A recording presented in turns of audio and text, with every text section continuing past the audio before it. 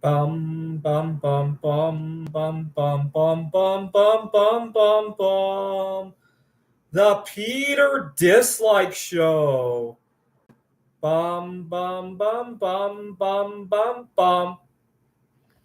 So right now, as I speak, in the United States, we spend about 6 to 7% of our average income on food, and that's a very big outlier relative to the rest of the world. The rest of the world spends anywhere, even Western Europe, even the developed Asia countries spend a good 20 to 30% of their income on food.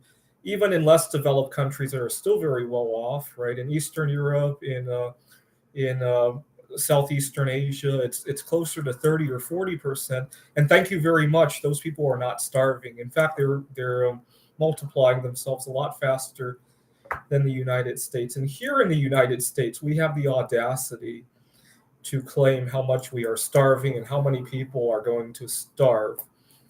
And I live in Phoenix, Arizona, which is not very well known for healthy eating habits. And I see this firsthand. So I go to a board game meetup. Now, last week, I had an opponent there who was just shoveling food into his face.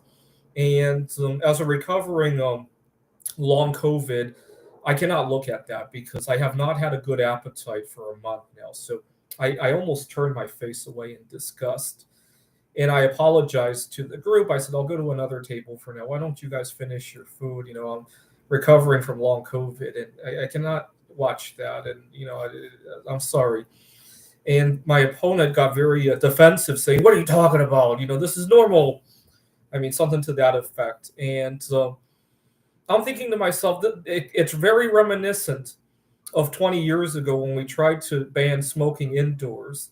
A lot of people, a lot of people had a difficult time with that, and they went, "It's my right to smoke wherever I want." They denied the health risk of secondhand smoke. They denied that smoking was even all that bad for you compared to a lot of other things. It really felt reminiscent of that. Nowadays, people do it with food, right? Fortunately, in most cases, you eating isn't really going to hurt anybody else, but it's the societal feel of that we have to live in a certain way, and a lot of times, I grew up in the 1990s. A lot of times, you felt left out if you didn't smoke, if you didn't do drugs, and food has that kind of flavor to it nowadays. Now, earlier today, I was talking to a bunch of my colleagues about about this problem: inflation, stagflation, food shortages, and all that. And I said that I think most people could use the forced diet. And I said nobody's starving. Food prices could go up 4 times before we even spend close to what Western Europe, what Canada, what Mexico spends on food. And thank you very much. Nobody is starving in any of those places. And my coworker responded by thinking about it and said, "Yeah, you're kind of right, but I think most people won't be able to eat as nicely as what they are today." And I corrected her. I said, "Most people won't be able to indulge in what their favorite food is, and they might be forced to eat healthier." And my coworker got very defensive about that. It almost felt like you're taking a drink away from a drunk when I said that. It really had that feeling to it. And I mean, if you want to abuse food yourself, be my guest. But if you're going to exclude people who don't want to partake in your drug, right? That's what it feels more like, right? You have this cult. Imagine the rest of your office regularly used heroin or meth or even drank alcohol in the office and you were excluded for not doing that, right? That's food addiction right there. A lot of people don't see it that way. I mean, if we could live and let live with our food, I'm all for it. You can go abuse yourself. Thank you for committing slow suicide and leaving your social security for me to take, right? I'd be all for it. The problem is that it doesn't operate that way. It's a drug cult that we have. All right, so something to think about next time you think about food, right? Have you ever noticed people who complain that they live in a food desert? Any suggestion you give to them, it seems to slide right off them, right? You ask them to cook something healthy, oh, they don't have the time.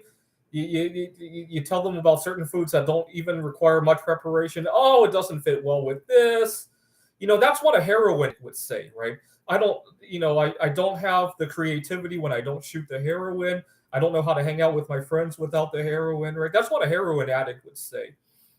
But a lot of times, there's no quicker way to get somebody angry than to talk about the idea that they might have to give up their favorite foods. That's the number one way to get somebody quickly angry here in the United States for some reason.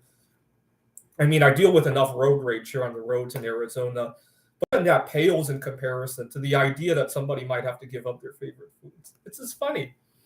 This is the Peter Dislike Show. Bum bum bum bum bum bum bum bum bum bum bum bum. The Peter Dislike Show. Bum bum bum bum bum bum bum.